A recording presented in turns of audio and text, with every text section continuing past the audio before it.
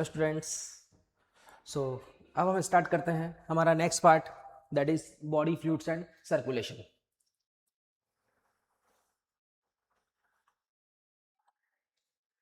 सो इस चैप्टर में हमारा जो फोकस रहेगा वो होगा body fluids like blood and lymph, then heart and blood का जो फ्लो होगा वो होगा in closed blood vessels. So study करेंगे हम लोग ब्लड वेसल्स की, ठीक है। सो जो फर्स्ट पार्ट स्टडी कर रहे हैं that is the blood which is a liquid connective tissue, और इसमें आप देख सकते हो कि मैट्रिक्स जो होगा वो फ्लूइड मैट्रिक्स होगा जिसको हम बोलते हैं प्लाज्मा। प्लाज्मा के साथ दूसरा जो कंपोनेंट रहेगा वो होगा ब्लड सेल्स, ब्लड कॉर्पुसल्स या फॉर्म्ड एलिमेंट्स। प्लाज्मा ब्लड का बनाता है 55% पार्ट, और जो फॉर्म्ड एलिमेंट्स हैं वो बनाते हैं 45% ऑफ ब्लड, ठीक है। सो पहला पार्ट है हमारा प्लाज्मा। तो पॉइंट्स हमने मार्क भी किए हैं कि it constitute 55% of the blood, और प्लाज्मा का जो 90% पार्ट है, ध्यान रखिएगा, वो वाटर से बना होता है। कई बार स्टेटमेंट को ट्विस्ट कर देते हैं कि the 90% part of blood is made up of water, तो रॉन्ग हो जाएगा। इट इज ऑफ प्लाज्मा, और प्लाज्मा का 90% पार्ट है वाटर। 6 to 8% पार्ट जो है वो प्लाज्मा प्रोटीन से बना होता है, ये परसेंटेज भी याद रखेंगे। और रिमेनिंग पार्ट जो है उसमें होते हैं आयंस, न्यूट्रिएंट्स, बाकी सब कुछ, ठीक।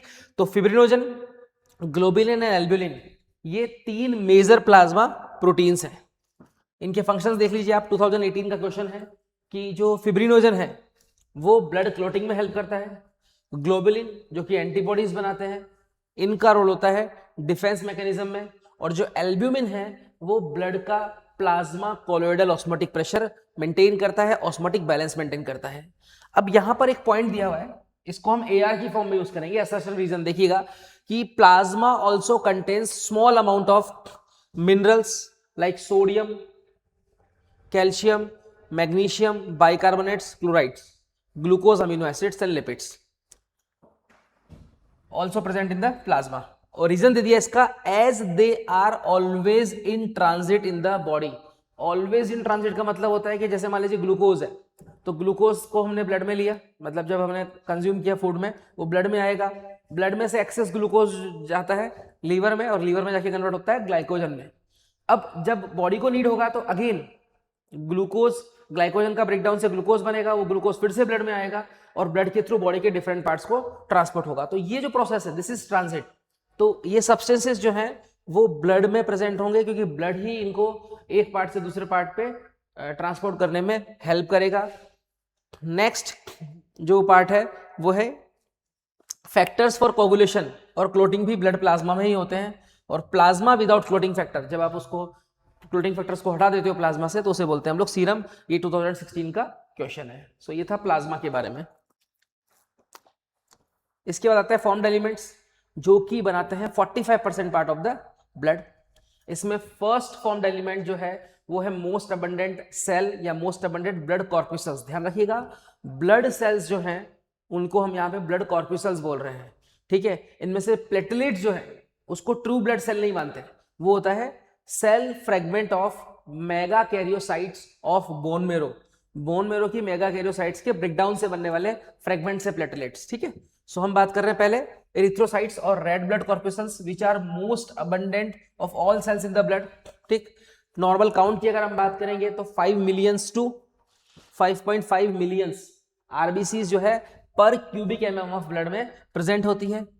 इनका जो फॉर्मेशन है वो रेड बोन मेरो में होगा। हाँ, एम्ब्रियोनिक स्टेज में लीवर, किडनी और स्प्लीन भी ब्लड का प्रोडक्शन कर सकते हैं। RBCs are devoid of nucleus in most of the mammals, statement याद रखिएगा, and it is biconcave in shape. They have a red colored iron containing pigment hemoglobin। तो RBC की सरफेस पर होता है, RBC में होता है हीमोग्लोबिन। हीमोग्लोबिन O2 और CO2 के ट्रांसपोर्टेशन में हेल्प करता है।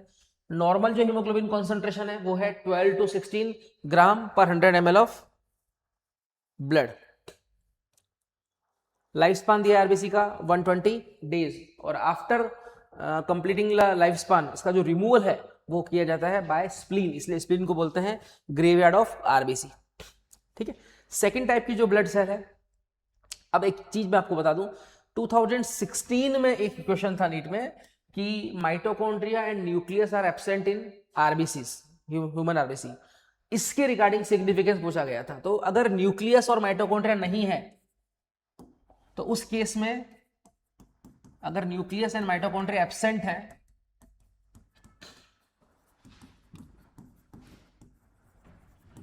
जो इनर कंपार्टमेंट है ऑफ आरबीसी वो यूटिलाइज होता है for increase in surface area for O2 transport. तो इनर कंपार्टमेंट को भी सरफेस एरिया बढ़ाने के लिए काम में लिया जा सकता है। इस वजह से यहां पे जो ऑर्गेनेल्स है, न्यूक्लियस है, माइटोकॉन्ड्रिया है, वो एब्सेंट होते हैं।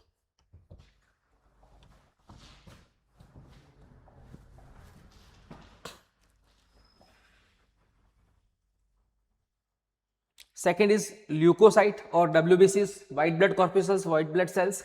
इनका नंबर देखिएगा, इनमें RBCs की तरह हीमोग्लोबिन नहीं होगा, तो ये कलरलेस है। इनका नंबर है 6000 to 8000 पर mm³ ऑफ ब्लड। ये न्यूक्लिएटेड है, मतलब only nucleated corpuscle of blood है। ठीक, इनकी लाइफ जो है वो RBC के कंपेयर में कम है, few days to few months होती है। ठीक है, they have two main categories of WBCs, देख सकते हैं हम लोग इसको, ग्रेनुलोसाइट्स और एग्रेनुलोसाइट्स। अभी नाम से ही क्लियर है, ग्रेनुलोसाइट्स मतलब ऐसी WBCs जिनके साइटोप्लाज्म में कुछ ग्रेन्यूल्स प्रेजेंट है और उन ग्रेन्यूल्स को हम डिफरेंट डाइस के साथ स्टेन कर सकते हैं, इसलिए इनको बोलते हैं granulocytes, because of the granules. और एग्रेनुलोसाइट्स जो है उनमें ग्रेन्यूल्स एब्सेंट होंगे। तो न्यूट्रोफिल्स, एसिडोफिल्स या इओसिनोफिल्स एंड बेसोफिल्स, ये तीनों ग्रेनुलोसाइट्स हैं, जबकि monocytes and lymphocytes are agranulocytes. तो देखिएगा, ये are different types of granulocytes, while lymphocytes and monocytes are the agranulocytes.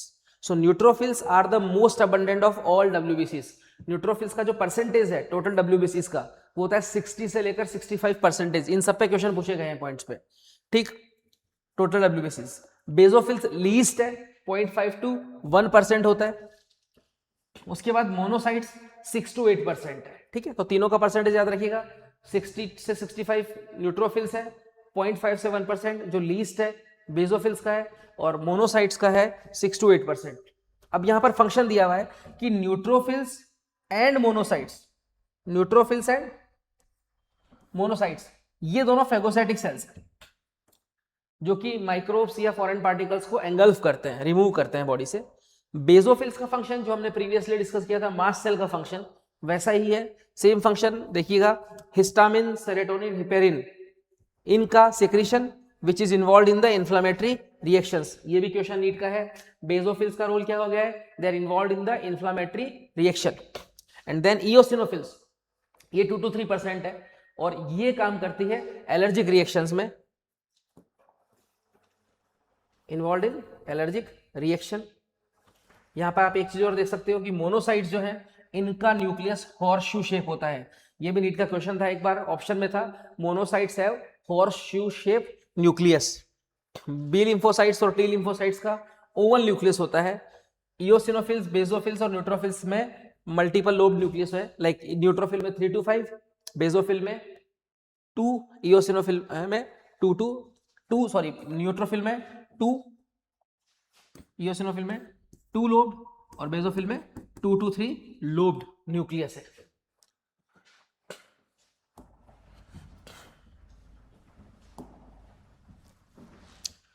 Then lymphocytes जो है ये 20 से 25% है, which are responsible for immune responses in body. हम पढ़ भी चुके हैं डिजीज में, AMI and CMI are because of B and T lymphocytes.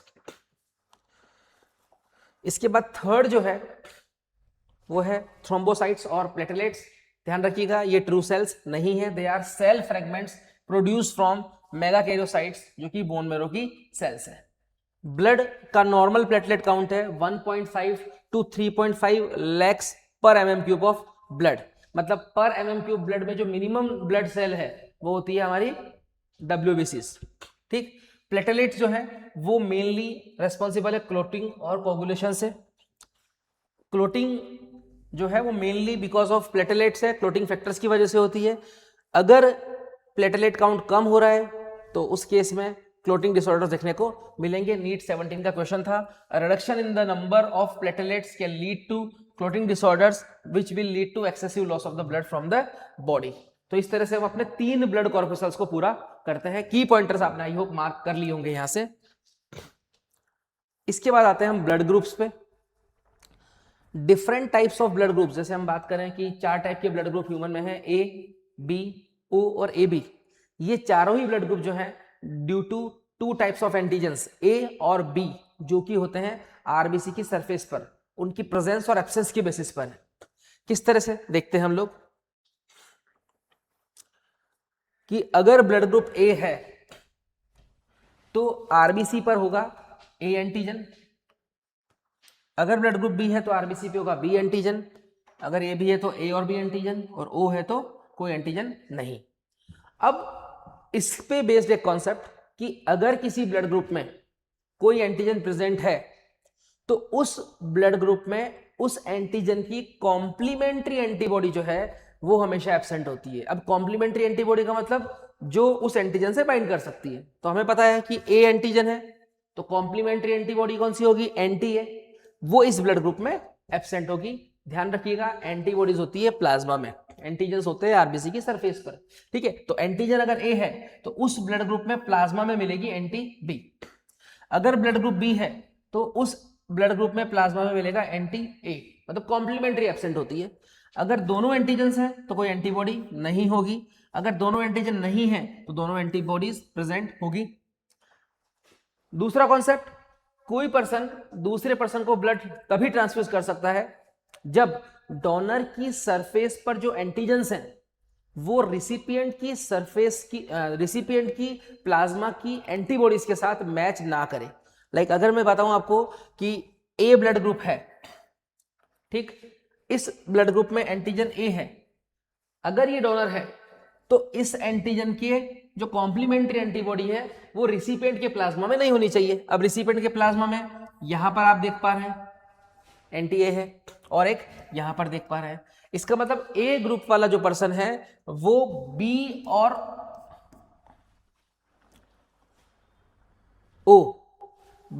ओ को ब्लड डोनेट नहीं कर पाएगा। तो डोनेट किसको करेगा, ये डोनेट करेगा ए को और ए बी को, कैन डोनेट, ठीक। बट रिसीव किससे करवाएगा, जब भी रिसीव की बात करोगे तो इसके प्लाज्मा में ये एंटी बी कंटेन करता है, तो जिस ब्लड ग्रुप में बी एंटीजन होंगे उनसे ये ब्लड रिसीव नहीं कर पाएगा। तो बी कहां पर है, आप देखो यहां पर है, दूसरा यहां पर है, इन दोनों से ये ब्लड रिसीव नहीं कर पाएगा। तो रिसीव किससे करेगा, ये ए से और ओ से। तो इसके लिए डोनर ग्रुप कौन से हो गए, ए एंड ओ, और ये डोनेट किसको कर पाएगा, ए और ए बी को। इसी कॉन्सेप्ट से donor group for B blood group is B और ओ, और डोनेट कर पाएगा ये बी को और ए बी को। ए बी ब्लड ग्रुप चारों से रिसीव कर सकता है लेकिन डोनेट किसको करेगा, ए बी को। क्यों, आप देख सकते हैं कि अगर ए बी रिसीवर है, रिसिपिएंट है, तो उस केस में इसके पास कोई एंटीबॉडी नहीं है। किसी भी ब्लड ग्रुप से आप ट्रांसफर करो, इसके पास एंटीबॉडी नहीं है, क्लोटिंग के चांसेस नहीं होंगे।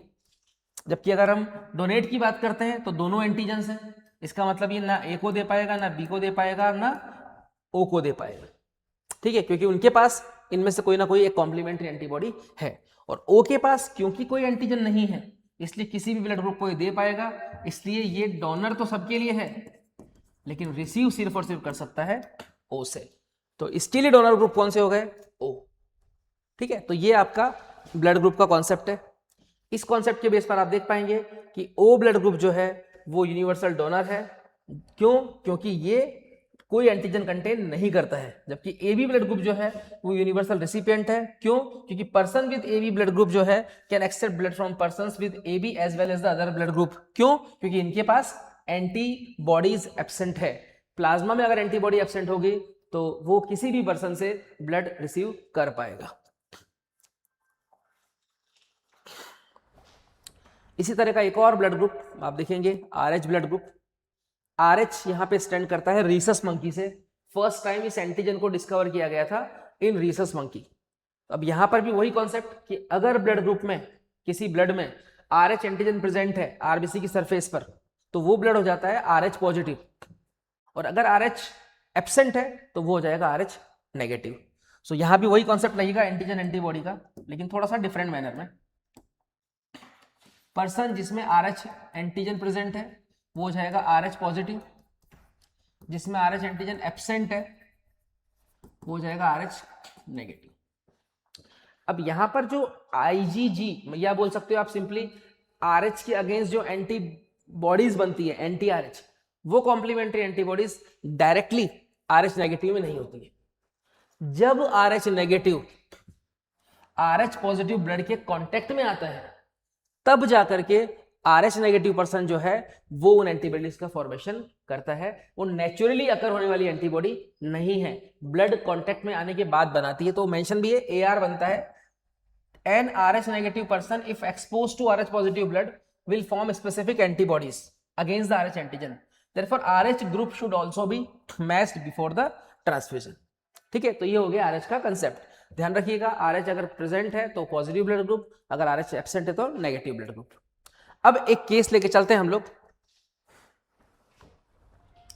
Special case of RH incompatibility. देखिएगा कंडीशन क्या है, if mother is RH negative और फादर इज RH पॉजिटिव, ठीक है, और इनका फर्स्ट फीटस जो है वो RH पॉजिटिव है, तो ऐसे केस में जो फर्स्ट डिलीवरी है वो तो नॉर्मल होती है, बिकॉज ड्यूरिंग प्रेगनेंसी मदर और फीटस का ब्लड मिक्स नहीं होता है। तो ये क्वेश्चन पूछा था नीट में कि RH इनकॉम्पेटिबिलिटी का केस कैसे बनेगा, जब मदर RH नेगेटिव है और फीटस RH पॉजिटिव है। इसके अलावा किसी और केस में ये कॉम्बिनेशन नहीं बनता है, तो पहली डिलीवरी पे कोई इफेक्ट नहीं होता, ध्यान रखना। Even during RH incompatibility first delivery normal होती है। दूसरी डिलीवरी पे भी इफेक्ट कब पड़ेगा, जब पहला फीटस RH पॉजिटिव हो। क्यों? क्योंकि जब डिलीवरी होती है उस टाइम पे फीटस की बॉडी जो अम्लाइकल कोड है उससे कुछ ब्लड मदर की बॉडी में एंटर करता है।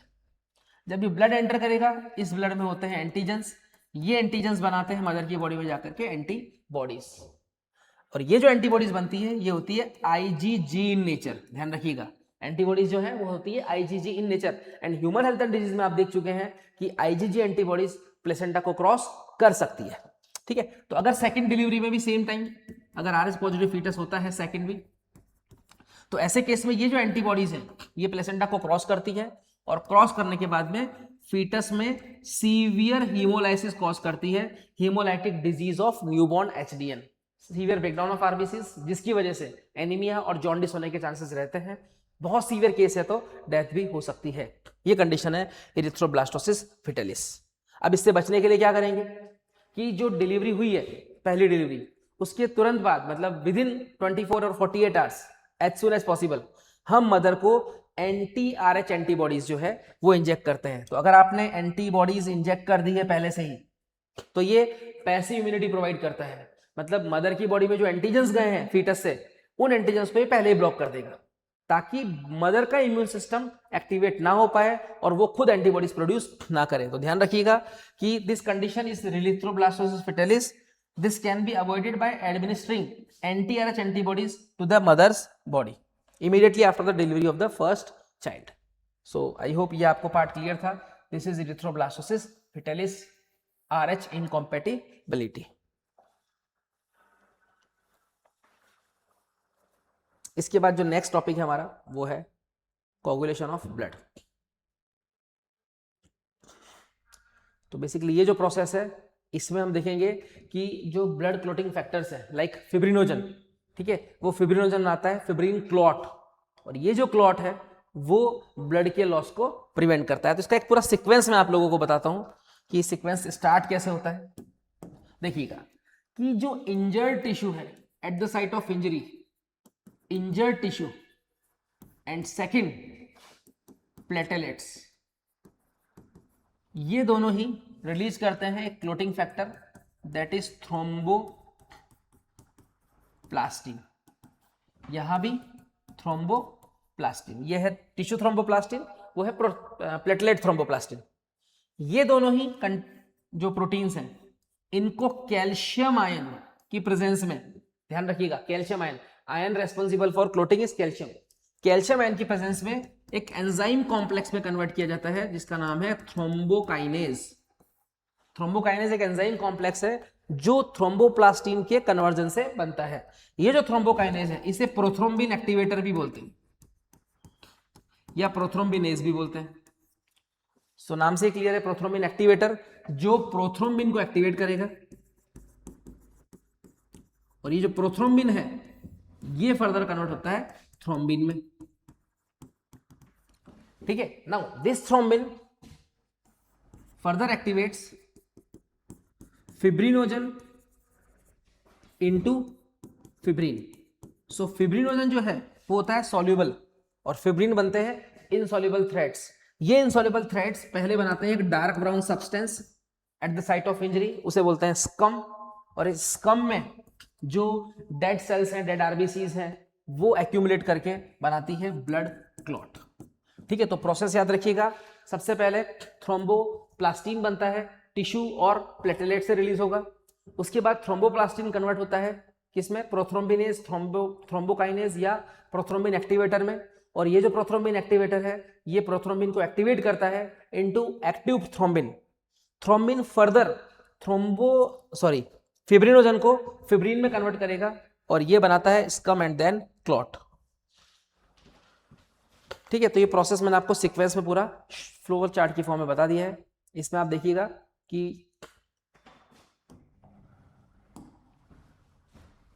कैल्शियम आयंस यहाँ पे इंपॉर्टेंट रोल प्ले करते हैं। ठीक है, ये पूरा प्रोसेस हमने फ्लो चार्ट की फॉर्म में लिखा है, और ये जो प्रोसेस सीक्वेंशियल प्रोसेस चलता है, जो लिंक रिएक्शन चलती है, इन्हें बोला जाता है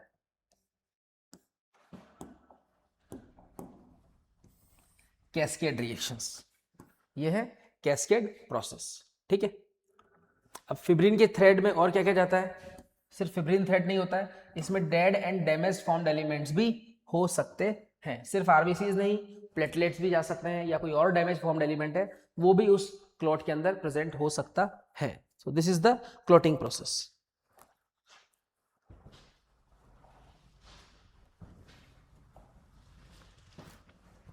इसके बाद लिम्फ। अभी लिम्फ देखिए क्या है कि जब ब्लड किसी टिश्यू से पास करता है तो उस टिश्यू में जो ब्लड कैपिलरीज है उसके थ्रू एक फ्लूइड लीक आउट करता है, जिसमें होता है वाटर, कुछ न्यूट्रिएंट्स, कुछ गैसेस, आयंस, वेस्ट मटेरियल्स और बहुत कम formed elements like few lymphocytes. RBCs, platelets leak नहीं करते हैं। ठीक, तो देखेंगे आप इसमें कि ये जो टिश्यू फ्लूइड, यह जो फ्लूइड बाहर निकल के आता है इसे बोलते हैं इंटरस्टिशियल फ्लूइड या tissue fluid.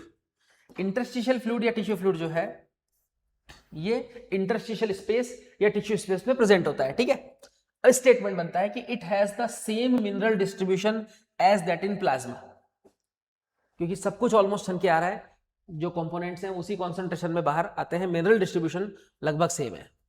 Exchange of nutrients gases between the blood and the cells always occur through this fluid. अब यहाँ ऑलवेज को मैंने मार्क किया है कि बहुत कम ऑलवेज वाले स्टेटमेंट जो है वो सही मिलते हैं हमें। यहाँ पर ऑलवेज लिखा है और स्टेटमेंट करेक्ट है कि जो एक्सचेंज ऑफ गैसेस हैं, मॉलिक्यूल्स हैं, न्यूट्रिएंट्स हैं, उन सबका ऑलवेज होता है लिम्फ के थ्रू। ठीक है, then an elaborated network of vessels called lymphatic vessels collect this fluid and drain it back to the major veins। तो ध्यान रखना, जो lymph vessels है वो टिश्यू फ्लूइड को कहां पे ड्रेन करती है, again into the when. Like अगर स्टेटमेंट या क्वेश्चन बना दूं मैं इसमें और चेंज कर दूं इनटू मेजर वेन की जगह मेजर आर्टरी, स्टेटमेंट रॉन्ग हो जाएगा।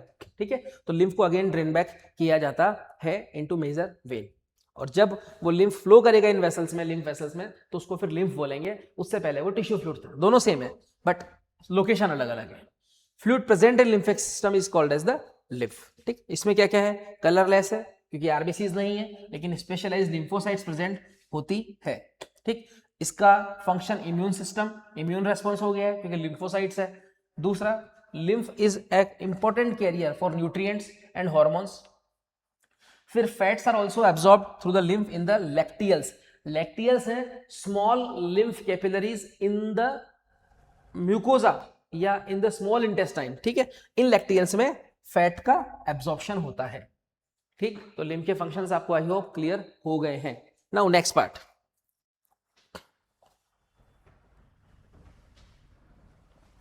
Circulatory pathway. हालांकि ये पाथवे भी हम वो पढ़ चुके हैं क्योंकि आपने open and close circulation animal kingdom में पढ़ा है। तो ओपन सर्कुलेशन क्या होगा, जहां पे सर्कुलेटरी फ्लूइड जो है वो ओपन स्पेस में प्रेजेंट होता है। ओपन स्पेस मतलब open sinuses of body. Close vessels नहीं होती है, तो वेसल्स जो हैं दे आर पुअरली डेवलप्ड। तो देखिएगा आप सर्कुलेटरी पाथवे में open circulatory system is present in arthropods and mollusc in which blood pumped by the heart passes through the large vessels into the large vessel लिखा है but they are not closed vessels into open spaces or the body cavity is called as the sinus। जबकि annelids और chordates में होता है close system. अगर मैं ज्यादा अप्रोप्रिएट एग्जांपल की बात करूंगा तो मैंने बताया था ए एन डी, तो ए ऑर्थ्रोपोड, एन जो है वो non cephalopod mollusc, T H E की बात करें तो ट्यूनिकेट्स, हेमिकॉर्डेट्स एंड इकानोडर्मेट्स में होगा ओपन। बाकी सब में क्या होता है, क्लोज सर्कुलेशन। क्लोड में जो ब्लड है वो ब्लड वेसल्स में फ्लो करेगा। तो जो क्लोज सर्कुलेशन है it is considered to be more advantageous as flow of fluid can be more precisely regulated. क्यों प्रिसाइजली रेगुलेट कर सकते हो, क्योंकि क्लोज चैनल के थ्रू फ्लो कर रहा है, तो ज्यादा प्रिसाइज रेगुलेशन यहां पे देखने को मिलेगा। इसके बाद all vertebrates possess muscular chambered heart. अब देखिएगा वर्टिब्रेट्स में मस्कुलर चेम्बर्ड हार्ट लिखा है, इसी स्टेटमेंट को चेंज कर दें कि all chordates have muscular chambered heart, तो वो रॉन्ग स्टेटमेंट होगा। कॉर्डेट्स में अगर आपको पता है मस्कुलर हार्ट स्टेटमेंट बनता है, लेकिन मेन चीज क्या है कि जो सिफेलोकॉर्डेट्स है उनमें हार्ट एब्सेंट होता है, ठीक है। तो यहाँ वर्टिब्रेट्स के लिए स्टेटमेंट लिखा है, it is not all for all chordates, ठीक है। अब आप सबको पता है कि फिश में 2 चेम्बर्ड हार्ट है, एम्फीबियंस में 3 चेम्बर्ड हार्ट होता है, और रेप्टाइल्स में भी 3 चेम्बर्ड हार्ट है, 2 एट्रिया 1 वेंट्रिकल। लेकिन क्रोकोडाइल में और एलिगेटर्स में 4 चेम्बर्ड हार्ट होता है। Crocodile, alligators, birds and mammals में 4 chambered heart with 2 atria and 2 ventricles. अब देखिएगा फिशेज में क्या होगा कि जो हार्ट है वो पंप करता है deoxygenated blood which is oxygenated by the gills. Like जो डीऑक्सीजनेटेड ब्लड है वो रिसीव होगा एट्रियम में, और वो एट्रियम से आता है वेंट्रिकल में। वेंट्रिकल डीऑक्सीजनेटेड ब्लड को ही पंप करेगा, मतलब ओनली डीऑक्सीजनेटेड ब्लड है। इस हार्ट को बोलते हैं वीनस हार्ट या ब्रेंकियल हार्ट, ध्यान रखिएगा, वीनस हार्ट या ब्रेंकियल हार्ट। जबकि एम्फीबियंस और रेप्टाइल्स में क्या हो रहा है, डीऑक्सीजनेटेड ब्लड जो है वो आता है राइट एट्रियम में from different parts of body, और जो ऑक्सीजनेटेड ब्लड है वो आता है कहां पे, लेफ्ट एट्रियम में। किसके थ्रू, स्किन के थ्रू, वो सिर्फ एम्फीबियंस में होगा। लंग्स के थ्रू, एम्फीबियंस रेप्टाइल्स दोनों में होगा। और गिल्स के through again in aquatic amphibians की अगर हम बात करें, टेडपोल जो है उनमें ये प्रेजेंट होता है गिल्स। बाकी लंग्स और स्किन के थ्रू आता है एम्फीबियंस में, और सिर्फ लंग्स के थ्रू आता है रेप्टाइल्स में। इसलिए स्लैश लगाया है, एंड नहीं लगाया, ध्यान रखिएगा। अगर एंड लगा होता तो ये स्टेटमेंट गलत हो जाता। क्यों, क्योंकि रेप्टाइल्स में गिल से नहीं होता, स्किन से नहीं होता है, ठीक है। ये दोनों ही ब्लड जो है वो वेंट्रिकल्स में आके मिक्स होते हैं, इसलिए वेंट्रिकल मिक्स ब्लड पंप करेगा, ठीक। इसे बोलते हैं इनकम्प्लीट डबल सर्कुलेशन। फाइसिस में था सिंगल सर्कुलेशन, ठीक। उसके बाद बर्ड्स और मैमल्स में separate oxygenated and deoxygenated blood pump होंगे, और इसे बोलते हैं हम लोग कंप्लीट डबल सर्कुलेशन, ठीक है। इस चैप्टर में अब हमारा फोकस रहेगा ह्यूमन सर्कुलेटरी सिस्टम, जो कि एक कंप्लीट डबल सर्कुलेशन है। सो अब हम स्टार्ट करते हैं next topic, that is human circulatory system, जहां पे हम स्टडी करेंगे हार्ट और ब्लड वेसल्स की। सो ह्यूमन जो हार्ट है वो मेसोडर्मली डिराइव होगा, ठीक। आपको पता है 4 चैम्बर है, 2 एट्रिया और 2 वेंट्रिकल। इसका जो साइज है वो होता है क्लेंज्ड फिस्ट लाइक। हार्ट की जो कवरिंग है उसे बोलते हैं पेरिकार्डियम। यहाँ पे आउटर पेरिकार्डियम को पेराइटल, इनर को विसरल, और दोनों के बीच का जो स्पेस है उसे बोलते हैं हम पेरिकार्डियल स्पेस, जिसमें पेरिकार्डियल फ्लूइड भरा होता है, ठीक। अब एट्रिया और वेंट्रिकल, इनका जो सेपरेशन है वो होता है एक सेप्टम के थ्रू, जिसे बोलते हो एट्रियो वेंट्रिकुलर सेप्टम। दोनों साइड की जो एट्रिया है वो सेपरेट होते हैं बाय इंटर एट्रियल सेप्टम से, और दोनों साइड की वेंट्रिकल सेपरेट होते हैं इंटर वेंट्रिकुलर सेप्टम से।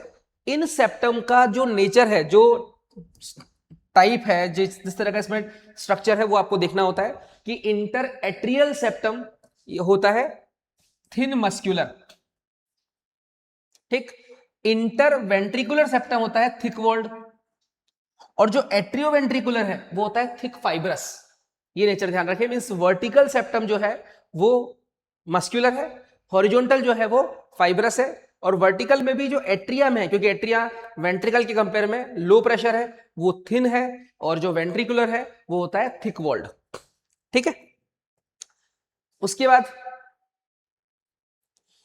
Opening between the right atrium and the right ventricle is guarded by tricuspid valve, मतलब राइट एट्रियम और राइट वेंट्रिकल के बीच की जो ओपनिंग है वहां पे जो वाल्व है वो है ट्राइकस्पिड, और लेफ्ट साइड में ये है बाइकस्पिड या मिट्रल वाल्व, ठीक है, ध्यान रखिएगा। राइट साइड में it is tricuspid, left side में बाइकस्पिड, और ये वाल्व जो है ये ब्लड के बैकवर्ड फ्लो को प्रिवेंट करते हैं। इस तरह से हम देखेंगे कि ये जो ओपनिंग है ये कवर्ड होती है ट्राइकस्पिड और ये है बाइकस्पिड। ये ट्राइकस्पिड और बाइकस्पिड वाल्व जो है ये वेंट्रिकल वॉल की जो पेपिलरी मसल्स होती है उन मसल्स के साथ कुछ स्ट्रक्चर्स फाइबर्स के थ्रू कनेक्टेड है। इन फाइबर्स को बोलते हैं हम कोडा टेंडिनी। ये है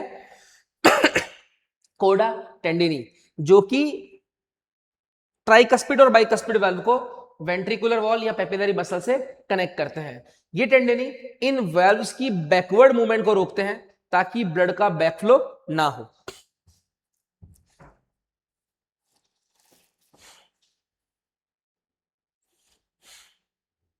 इसी तरह से जो एओर्टा और पल्मोनरी आर्टरी है इन पर भी वाल्व्स होते हैं जिन्हें बोलते हैं हम pulmonary valve and aortic valve.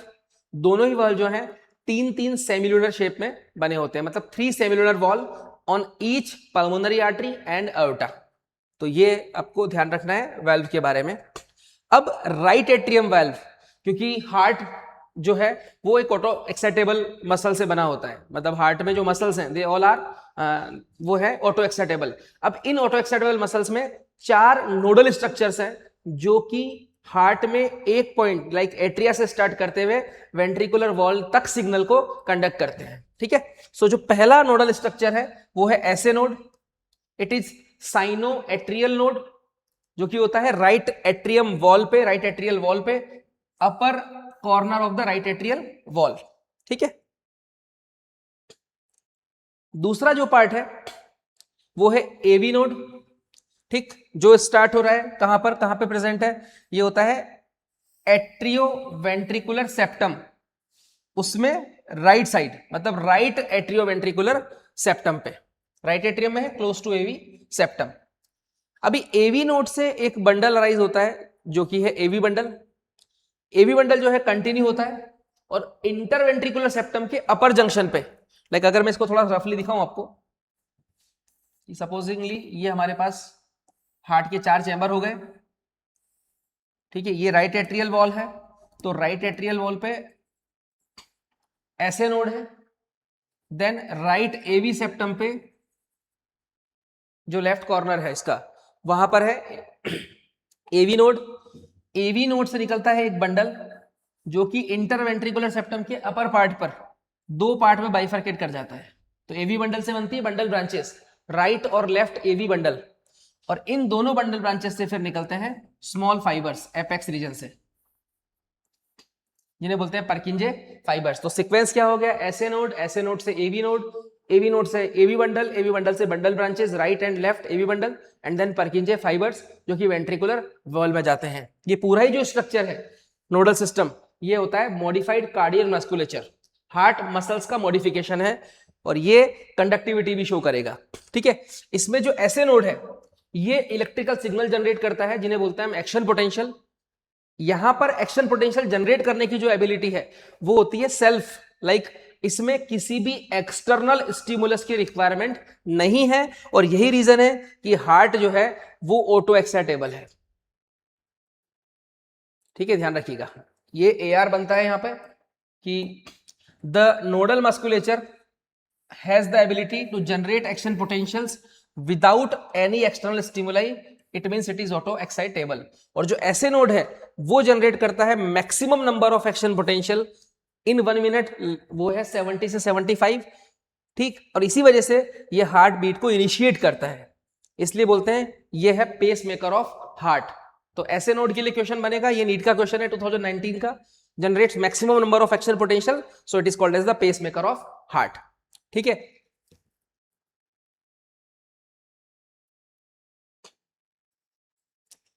अब आते हैं हम लोग नेक्स्ट पार्ट, वो है कार्डियक साइकिल।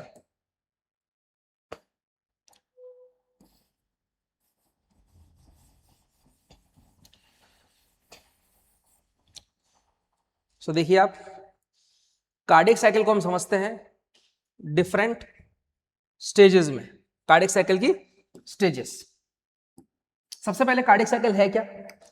कार्डियक साइकिल जो है वो है ड्यूरेशन ऑफ 1 हार्ट बीट। हमें पता है कि जो हार्ट बीट है 60 सेकेंड में 72 बीट्स होती है, तो अगर आप एक बीट का ड्यूरेशन निकालोगे तो ये आता है 0.8 सेकेंड। सॉरी, इस 0.8 सेकेंड में हार्ट की चारों चैम्बर कॉन्ट्रैक्ट भी करते हैं और रिलैक्स भी करते हैं। लाइक अगर हम बात करेंगे एट्रिया, तो एट्रिया का जो सिस्टोल है, मतलब सिस्टोल मींस कॉन्ट्रैक्शन, वो होता है 0.1 सेकेंड के लिए, और एट्रिया का जो डायस्टोल है वो होता है फॉर 0.7 सेकेंड। सेम अगर हम वेंट्रिकल की बात करेंगे तो वेंट्रिकुलर सिस्टोल होता है फॉर 0.3 सेकेंड, वेंट्रिकुलर डायस्टोल होता है फॉर 0.5 सेकेंड, ठीक है। अब ये तो हो गए इंडिविजुअल। अगर आप देखोगे कि जॉइंट डायस्टोल, ऐसा पोर्शन जहां पे एट्रिया वेंट्रिकल दोनों एक साथ डायस्टोल में है, तो वो होता है जॉइंट डायस्टोल, और ये होता है 0.4 सेकेंड के लिए। क्यों? क्योंकि एट्रियल डायस्टोल का जो 0.7 सेकेंड पार्ट है उसमें 0.3 सेकेंड जो है वो वेंट्रिकुलर सिस्टोल के साथ कोइंसाइड करता है, और रिमेनिंग 0.4 सेकेंड जो है वो वेंट्रिकुलर डायस्टोल के साथ कोइंसाइड करेगा। तो जब 0.4 सेकेंड की बात करेंगे, जब वेंट्रिकुलर और एट्रियल दोनों डायस्टोल साथ में चलते हैं, उसे बोलते हैं हम लोग जॉइंट डायस्टोल, ठीक है। अब आप देखिएगा स्टडी पॉइंट ऑफ व्यू से हम इसको स्टार्ट करते हैं फ्रॉम द जॉइंट डायस्टोल। तो थोड़ा सा इजी मेथड में समझने की कोशिश करते हैं। जॉइंट डायस्टोल है, इसका मतलब चारों चैम्बर रिलैक्स्ड है, चारों चैम्बर जो है वो डायस्टोल में है।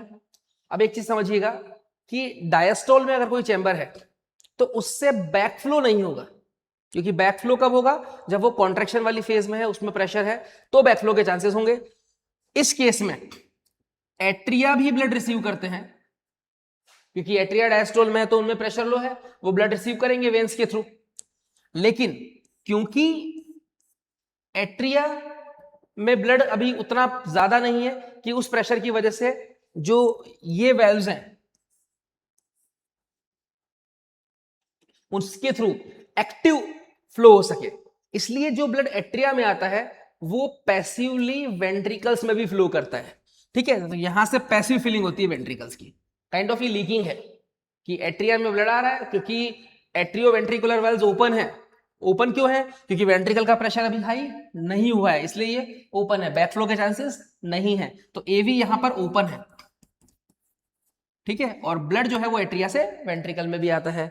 इस कंडीशन में सेमिल्यूनर वेल्व्स जो हैं वो क्लोज रहते हैं। रीजन?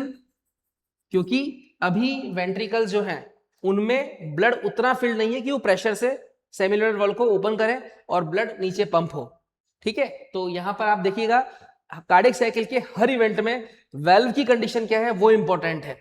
तो इस केस में एवी ओपन है, एसवी क्लोज्ड है, और एट्रिया और वेंट्रिकल दोनों ब्लड रिसीव करते हैं। 0.4 सेकेंड में वेंट्रिकुलर फिलिंग का 70% या 2/3 पार्ट जो है वो कंप्लीट हो जाता है। ध्यान रखिएगा, ड्यूरिंग जॉइंट डायस्टोल कितना वेंट्रिकुलर फिलिंग होगा? वो होगा 70%। अब आते हैं सेकंड पार्ट पे। सेकंड पार्ट है आपका एट्रियल सिस्टोल। अब यहां पे क्या होगा देखिएगा, दोनों ब्लड से फिल हो रहे हैं, बट क्योंकि वेंट्रिकल तो 70% फिल हुए हैं, उस टाइम पे एट्रिया कंप्लीटली फिल हो जाते हैं। तो कंप्लीट फिलिंग की वजह से अब एट्रिया में प्रेशर हाई होगा, और हाई प्रेशर की वजह से एट्रिया कॉन्ट्रैक्ट करते हैं to pump their blood into ventricle. ठीक है, इस कंडीशन में भी वही सेम चलेगा, एवी ओपन रहेंगे, एसवी क्लोज रहेंगे, और अब वेंट्रिकल्स जो है रिमेनिंग 30% फिलिंग जो है वो हो जाती है ड्यूरिंग एट्रियल सिस्टोल। ध्यान रखिएगा, एट्रियल सिस्टोल में 30% फिलिंग होती है। ठीक, तो अब क्या हो रहा है, एट्रिया ब्लड से खाली हो रहे हैं, मतलब एट्रिया का प्रेशर कम हो रहा है, और वेंट्रिकल्स बढ़ते जा रहे हैं, मतलब वेंट्रिकल्स का प्रेशर बढ़ता जा रहा है। तो एक कंडीशन ऐसी आएगी जब वेंट्रिकल का जो प्रेशर है वो एट्रियल प्रेशर से एक्सीड कर जाएगा, और जैसे ही वो एक्सीड करेगा अब चांसेस होंगे कि जो वेंट्रिकल है उनसे ब्लड का बैकफ्लो स्टार्ट हो जाए। इस बैकफ्लो को रोकने के लिए अब सबसे पहला चेंज क्या होगा कि एवी वॉल जो है उनका क्लोजर होता है।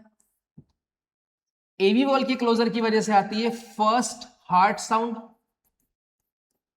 और जो ये फर्स्ट हार्ट साउंड है ये होती है लब। ठीक है, और ये होती है long duration and it is low pitched. Long duration low pitched. दूसरा, इस केस में एसवी अभी इनिशियली ऑलरेडी क्लोज्ड है। ठीक है, तो अभी वेंट्रिकल से क्लोज चैम्बर की तरह बिहेव करते हैं। अब क्या होगा, क्योंकि एट्रियल सिस्टोल हो चुका है तो एट्रिया फिर से डायस्टोल में चले जाएंगे, atria will start receiving blood. Ventricles में प्रेशर बढ़ चुका है तो अब वेंट्रिकल्स की ब्लड को खाली होना है, तो अब वेंट्रिकल सिस्टोल में जाएगा। तो वेंट्रिकुलर सिस्टोल की बिगनिंग में हुआ है एवी क्लोजर, जिसकी वजह से आती है फर्स्ट हार्ट साउंड, और उसका नेचर क्या है, long duration low pitch, triple L से आप याद रखेंगे। इसके बाद देखिएगा नेक्स्ट पार्ट।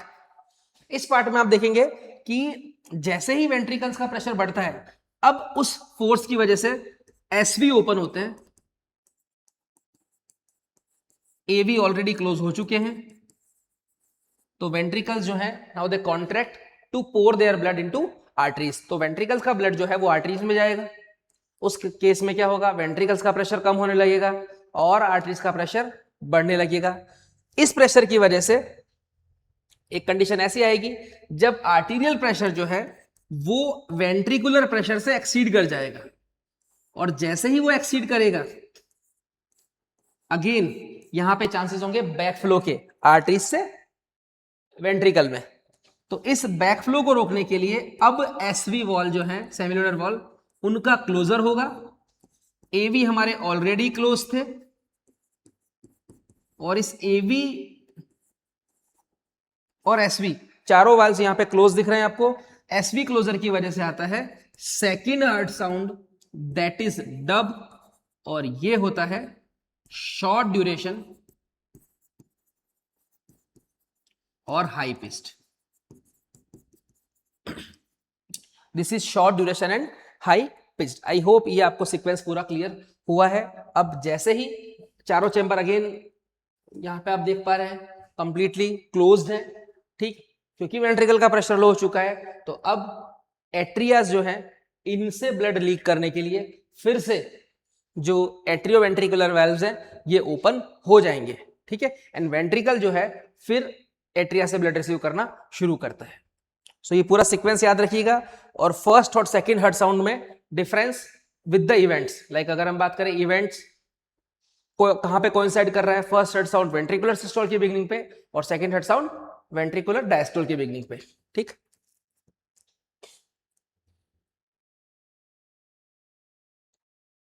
देखिएगा नाउ ये हो गया।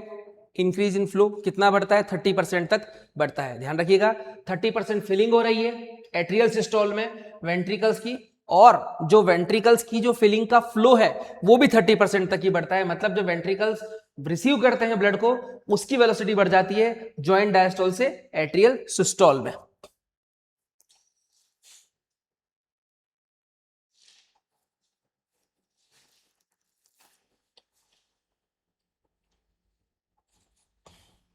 देखिए ये क्वेश्चन नीट का था 22 में कि tricuspid and bicuspid valves are pushed open by the pressure in the atria exerted by the blood which was being emptied into them by veins। Like कि जब एट्रियल सिस्टोल की बिगिनिंग होती है उस टाइम पर ट्राइकस्पिड और bicuspid valve की बात चल रही है। Are pushed open by the pressure in the atria. क्यों? क्योंकि वेंट्रिकुलर डायस्टोल के एंड में, जब वेंट्रिकुलर डायस्टोल एंड कर जाएगा उस टाइम पर एवी वल्व्स ओपन होते हैं, तो उस टाइम तक एट्रिया जो है वो ब्लड से भर जाते हैं और उस प्रेशर की वजह से जो है वो एवी वल्व्स ओपन होंगे और फिर वो अपने ब्लड को पंप करते हैं इनटू वेंट्रिकल्स।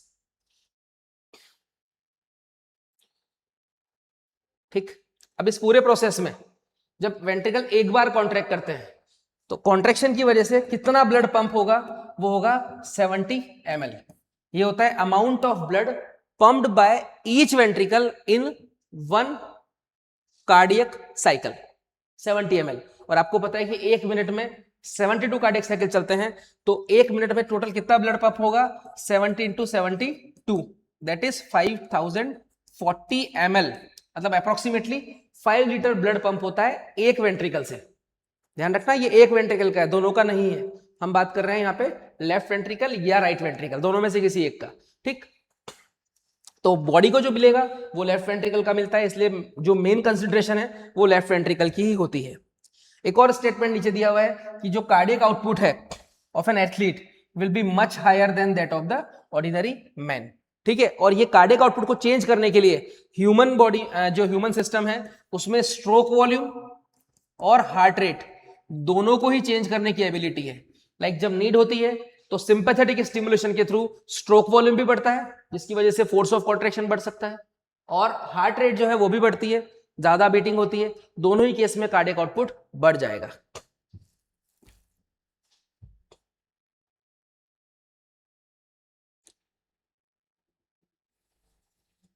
अब आते हैं next part, that is the ECG.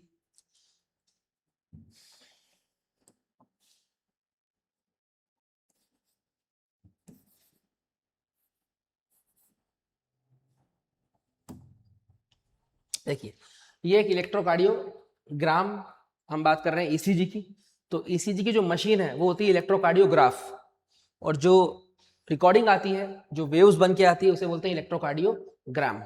ठीक, तो इसमें आप देखो कौन कौन सी वेव्स दिखाई गई है। First is P wave, second is QRS complex, और थर्ड इज टी वेव। ये एक स्टैंडर्ड पैटर्न ऑफ ईसीजी है जिसको बनाने के लिए 3 लीड्स कनेक्ट करते हैं, 1 ऑन ईच रिस्ट और एक करते हैं लेफ्ट एंकल पे। ये 3 लीड कलेक्ट करने के बाद जो वेव पैटर्न बनेगा वो ये है। क्वेश्चन ये बनता है कि हर एक वेव किस चीज को इंडिकेट करती है, कौन से इवेंट को इंडिकेट करती है? तो पी वेव करती है एट्रियल डीपोलराइजेशन। याद रखिएगा, एट्रियल डीपोलराइजेशन जो कि है electrical activity for the atrial systole. ठीक, तो जो पीक्यू इंटरवल होगा इसमें क्या रन करेगा? यहां पे रन करेगा atrial systole. Second, QRS complex जो है it is for ventricular depolarisation. तो इस फेज में क्या रन करेगा? यहां पे रन करेगा ventricular systole. Then T wave indicate करती है return of ventricle from excited to relax state, मतलब जब वेंट्रिकल कॉन्ट्रैक्शन से रीपोलराइज होंगे, ठीक है, तो रीपोलराइजेशन इवेंट को कौन शो करेगा? T wave. ये है वेंट्रिकुलर रीपोलराइजेशन। तो जो टीपी इंटरवल है यहां पर फिर वेंट्रिकल जो है वो रिलैक्स करेंगे, मतलब वेंट्रिकुलर डायस्टोल रहेगा। ठीक, तो तीनों वेव्स का मैं आपको बता चुका हूं। यहाँ पे तीनों के क्वेश्चंस मैंने मार्क किए हुए, आप देख सकते हैं, पूछे गए एग्जाम्स में। ठीक, the T wave represent the return of ventricles from excited to relax state. ठीक, और जहां पे टी वेव एंड कर रही है इसका मतलब क्या हो गया है कि वेंट्रिकल का सिस्टोल एंड हो चुका है और वेंट्रिकल डायस्टोल बिगिन हो चुका है। तो टी वेव जो है marks the end of the systole, ध्यान रखिएगा। ठीक, तो टीपी गैप लिखा भी है, heart muscles are electrically silent, relaxed है, क्योंकि वो डीपोलराइजेशन से रीपोलराइज हो चुके हैं कंप्लीटली। ठीक, तो ये जो ईसीजी वाला पार्ट है it also has clinical significance. अब यहाँ पे 2 तरह के क्वेश्चन जो मैं आपको और बता दूं कि अगर हमने बात की थी स्टैंडर्ड ईसीजी की तो उसके लिए 3 लीड्स कनेक्ट करते हैं, लेकिन जब हम बात करते हैं आगे फर्दर जो डिटेल एनालिसिस करना है तो उसके लिए मल्टीपल लीड्स कनेक्ट की जाती है ऑन द चेस्ट रीजन। तो अगर स्टैंडर्ड की बात करेंगे तो 3 लीड्स, अगर डिटेल की बात करोगे तो multiple Leeds on the chest region, ये ध्यान रखिएगा। ठीक, फिर अगला स्टेटमेंट कि इसका क्लिनिकल सिग्निफिकेंस क्यों है? Because since the ECG obtained from different individuals have roughly the same shape for a given lead configuration. एक पर्टिकुलर कॉन्फ़िगरेशन के लिए सब पर्सन्स में सेम कॉन्फ़िगरेशन आता है, ठीक. Any deviation from this shape indicates a possible abnormality और disease. Like अगर पी वेव या क्यूआरएस में कहीं भी कोई चेंज देखने को मिल रहा है, वो किसी ना किसी एबनॉर्मलिटी को शो करेगा, इसलिए it has a great clinical significance. I hope ये ईसीजी वाला पार्ट आपको क्लियर है.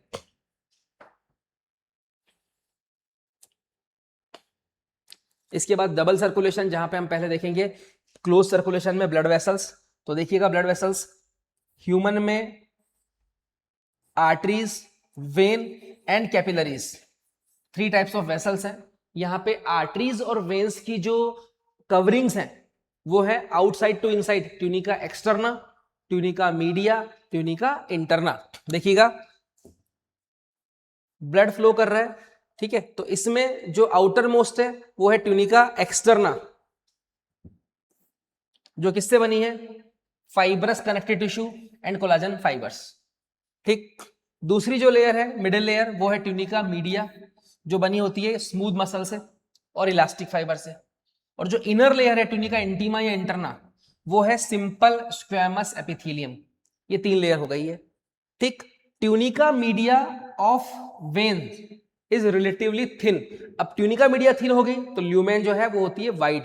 ध्यान रखिएगा वेन्स की ट्यूनिका मीडिया थिन है, ल्यूमेन वाइड है, इसलिए वेन्स का प्रेशर होता है लो. आर्टरीज में ट्यूनिका मीडिया थिक है, ल्यूमेन नैरो है, इसलिए आर्टरीज का प्रेशर होता है हाई, ठीक. अब बात करते हैं डबल सर्कुलेशन की. तो जो डबल सर्कुलेशन वाला पार्ट है, इसमें सर्कुलेशन स्टार्ट कहां से करता है, देखिएगा अगेन एक रफ व्यू, ठीक. सबसे पहले बात करते हैं लंग्स या पल्मोनरी सर्कुलेशन, ठीक. तो आपको पता है पल्मोनरी सर्कुलेशन स्टार्ट कहां से करेगा, ये स्टार्ट करता है राइट वेंट्रिकल से. राइट वेंट्रिकल से ब्लड आता है लंग्स में, किसके थ्रू, पल्मोनरी आर्टरी के थ्रू. और यहां से जो ब्लड है ऑक्सीजनेशन के बाद जाता है कहां पे, लेफ्ट एट्रियम पे, किसके थ्रू, पल्मोनरी वेन के थ्रू. यहां पर ऑक्सीजनेटेड ब्लड है. इसका मतलब ये डबल सर्कुलेशन का जो पार्ट है वो होता है पल्मोनरी सर्कुलेशन. पल्मोनरी सर्कुलेशन जो स्टार्ट हो रहा है राइट वेंट्रिकल से, एंड करता है लेफ्ट एट्रियम पे, ठीक है. इसका जो दूसरा पार्ट है वो स्टार्ट होगा लेफ्ट वेंट्रिकल, ठीक है. और लेफ्ट वेंट्रिकल से ही जाएगा, sorry, different parts of body पे, डिफरेंट पार्ट्स ऑफ बॉडी पे, ठीक. और बॉडी से फिर ये जाएगा राइट एट्रियम पे. तो जो सिस्टेमिक सर्कुलेशन है, systemic which is related with the body, ये स्टार्ट होता है लेफ्ट वेंट्रिकल से और एंड करता है राइट एट्रियम पे.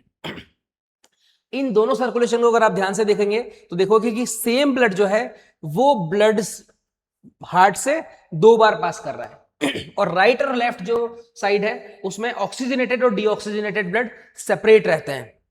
इस सर्कुलेशन को बोलते हैं डबल सर्कुलेशन, ठीक है. ध्यान रहेगा राइट वेंट्रिकल और लेफ्ट वेंट्रिकल दोनों में हम देख पा रहे हैं कि राइट वेंट्रिकल से शुरू होकर के लेफ्ट एट्रियम तक चलता है पल्मोनरी सर्कुलेशन, और लेफ्ट वेंट्रिकल से शुरू होकर राइट एट्रियम तक आता है सिस्टेमिक सर्कुलेशन, ठीक. इसके अलावा एक और स्पेशलाइज्ड सर्कुलेशन है, a unique vascular connection exist between the digestive tract and the liver. Alimentary canal और लीवर के बीच में, इसे बोलते हैं हम लोग portal circulation, hepatic portal system, ठीक है. इसमें हिपेटिक पोर्टल वेन जो है वो ब्लड को लेके आती है इंटेस्टाइन से लीवर में, और फिर लीवर से जाता है वो सिस्टेमिक सर्कुलेशन में, ठीक है. और लीवर में होता है फिर further metabolic processes, amino acid का जो है वो फॉर्मेशन हो सकता है, अमोनिया जो है अमीनो एसिड से अमोनिया का फॉर्मेशन होता है, और अमोनिया जो है वो फिर यूरिया में कन्वर्ट होती है, ठीक. प्लस कार्बोहाइड्रेट का मेटाबॉलिज्म लाइक ग्लाइकोजिनोलाइसिस, ग्लाइकोजेनेसिस, वो सारे प्रोसेसेस भी कहाँ पे होंगे, लीवर में ही होंगे। तो blood pressure in the pulmonary artery is less than the aorta but more than the pulmonary vein, 2016 का क्वेश्चन है। पल्मोनरी आर्टरी और वेन में एक डिफरेंस तो यही है कि पल्मोनरी आर्टरी में डीऑक्सीजनेटेड ब्लड है, वेन में ऑक्सीजनेटेड ब्लड है, लेकिन ये ध्यान रखिएगा कि प्रेशर सिस्टम की अगर हम बात करेंगे तो पल्मोनरी आर्टरी जो है उसका प्रेशर स्टिल पल्मोनरी वेन से हाई है, बट एओर्टा के रेस्पेक्ट में वो लो है, क्योंकि एओर्टा में पूरी बॉडी को ब्लड पंप करना है, पल्मोनरी आर्टरी के थ्रू सिर्फ लंग्स में जाएगा। ठीक है, तो ये एक और सर्कुलेशन है, ध्यान रखिएगा, this is hepatic portal circulation. और जो कोरोनरी सिस्टम होता है ये है रिलेटेड विद द हार्ट, मतलब कोरोनरी आर्टरी हार्ट की मसल्स को ऑक्सीजनेटेड ब्लड सप्लाई करती है और कोरोनरी वेन हार्ट की मसल से डीऑक्सीजनेटेड ब्लड कैरी करती है।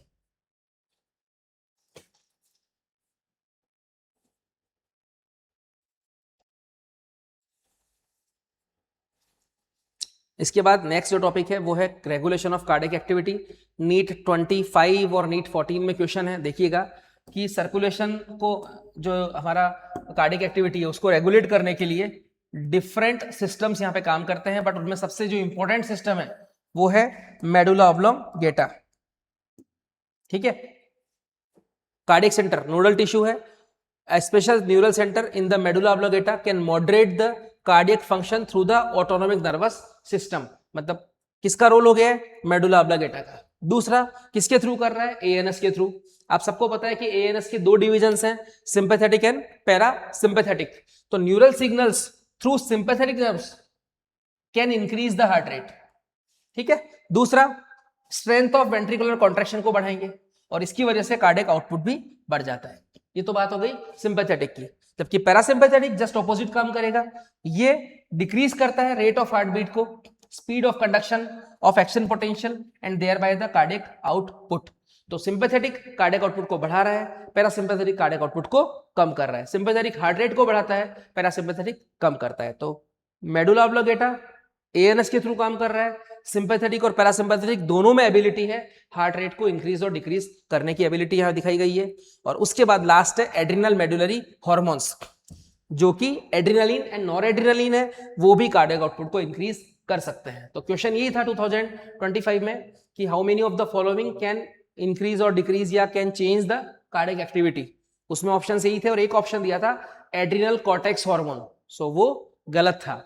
एड्रिनल मेडुला सही है, ANS, sympathetic, parasympathetic and medulla oblongata, ये चारों ऑप्शंस सही हैं। इसके बाद हमारा लास्ट टॉपिक आता है disorders of heart circulatory system. तो पहला जो डिसऑर्डर दिया गया है वो है हाई ब्लड प्रेशर। सो आप सबको पता है कि जो नॉर्मल ब्लड प्रेशर है हमारा वो 120/80 होता है। ठीक है, लेकिन अगर हम बात करेंगे सिस्टोलिक ब्लड प्रेशर, जो कि ज्यादा क्यों होता है, बिकॉज जो वेंट्रिकल्स हैं वो ड्यूरिंग सिस्टोल ब्लड को पंप करते हैं एओर्टा में। तो सिस्टोलिक ब्लड प्रेशर की जो रेंज है वो है 101 से 139 मिलीमीटर ऑफ मर्करी। लेकिन अगर 101 से कम जा रहा है, मतलब 100 से लो जा रहा है, तो वो लो ब्लड प्रेशर की कैटेगरी होगी, और 140 से ऊपर जा रहा है तो वो हाई ब्लड प्रेशर की कैटेगरी होगी। जब बात करते हैं डायस्टोलिक ब्लड प्रेशर की, तो यहाँ पे जो रेंज है वो है 61 से 89 मिलीमीटर ऑफ मर्करी। 61 या 60 से नीचे जो है वो लो ब्लड प्रेशर है, और 90 से ऊपर जो है वो हाई ब्लड प्रेशर है। इसी वजह से लिखा है कि अगर रेगुलर चेक पर 140/90, सिस्टोलिक 140, डायस्टोलिक 90 मिल रहा है तो ये होती है हाइपरटेंशन की कंडीशन, या उससे ज्यादा है तो हाइपरटेंशन। और हाइपरटेंशन जो है इट कैन कॉज हार्म, लिखा भी है, to major organs like brain and kidney. क्योंकि कई बार क्या होता है, ब्रेन में बहुत हाइपरटेंशन की वजह से स्ट्रोक आने के चांसेस रहते हैं, ब्रेन हेमरेज हो सकता है। सेम किडनी या लीवर जो मेजर ऑर्गन्स हैं वहां भी डैमेज होने के चांसेस रहते हैं। दूसरा है कोरोनरी आर्टरी डिजीज। यहां पर भी आप देखेंगे कि कोरोनरी आर्टरी में जो मेजर डिजीज है वो उसे बोलते हैं एथेरोस्क्लेरोसिस, जहां पे कोलेस्ट्रॉल और कैल्शियम के सॉल्ट जो हैं कोरोनरी आर्टरी की ल्यूमेन में डिपॉजिट होते हैं, और जब ल्यूमेन में डिपॉजिट होंगे तो वो कार्डियक मसल्स के ब्लड फ्लो को ऑब्स्ट्रक्ट करेंगे। ठीक है, और जब ब्लड फ्लो कम होता है इस कंडीशन को बोलते हैं ischaemia, myocardial ischaemia, is the deficiency of blood flow to cardiac muscles. ठीक है, तो मेंशन भी है CAD एथेरोस्क्लेरोसिस है, जहां पे कोलेस्ट्रॉल, फैट, कैल्शियम सॉल्ट जो है वो ल्यूमेन में डिपॉजिट होते हैं और ल्यूमेन को नैरो करते हैं।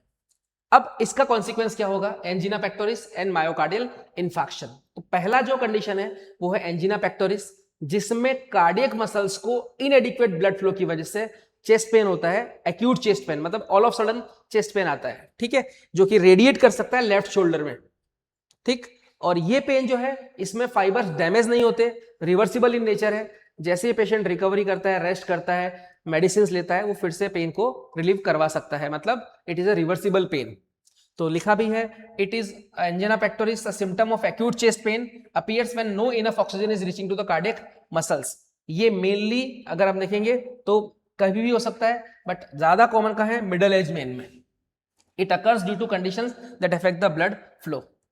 इसी कंडीशन का अगर कॉन्सिक्वेंस की बात करोगे तो वो हो जाएगा हार्ट अटैक, या ऐसे बोलते हैं myocardial infarction. It is myocardial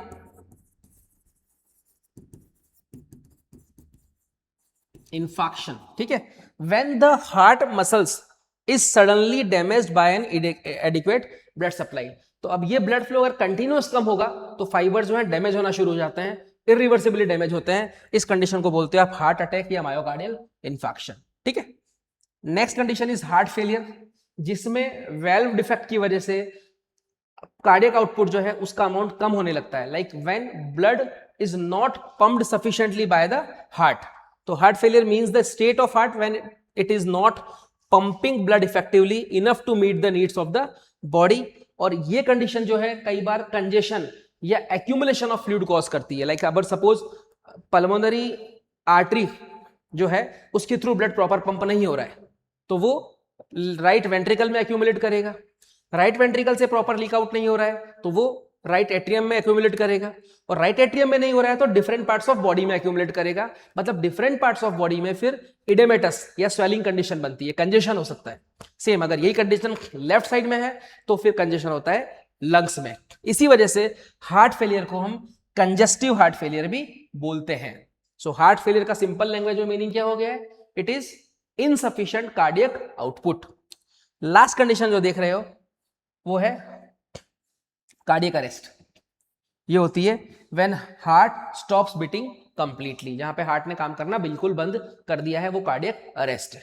तो इस तरह से डिसऑर्डर्स पे क्वेश्चंस आते हैं, वन लाइनर क्वेश्चंस या कॉलम मैचिंग क्वेश्चंस बन सकते हैं। आपको हर एक डिजीज का कीवर्ड पता होना चाहिए। यहाँ पे ल्यूमेन में डिपोजिशन है, यहाँ पर एक्यूट चेस्ट पेन है, हार्ट फेलियर में कार्डियक आउटपुट कम हो रहा है, कार्डियक अरेस्ट में हार्ट ने काम करना बंद कर दिया है, और मायोकार्डियल इन्फार्क्शन में फाइबर्स का सडन डैमेज हो जाता है।